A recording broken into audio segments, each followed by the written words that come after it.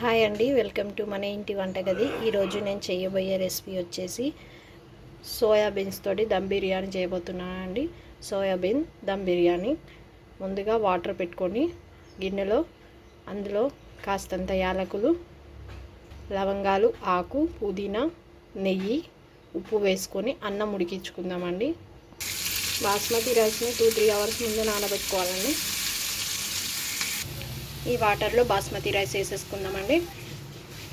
Basmati rice అనేవి 70% ఉడకాలండి.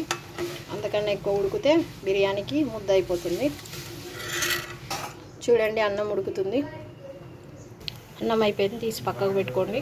ఒక pan తీసుకొని అందులో ఆనియన్స్ వేసుకోండి. ఇది గోల్డెన్ బ్రౌన్ కలర్ వచ్చే వరకు వేయించాలండి. చూడండి, గోల్డెన్ బ్రౌన్ కలర్ వచ్చేసింది.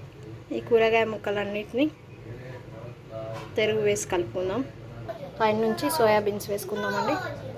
ఉప్పు, కారం, ధనియాల పొడి, గరం మసాలా వేసుకుందాం. ఇప్పుడు కాస్త మసాలా వేసుకుందాం, బిర్యానీ మసాలా. దీంట్లో కాస్తంత పెరుగు వేసి కలుపుకుందామండి.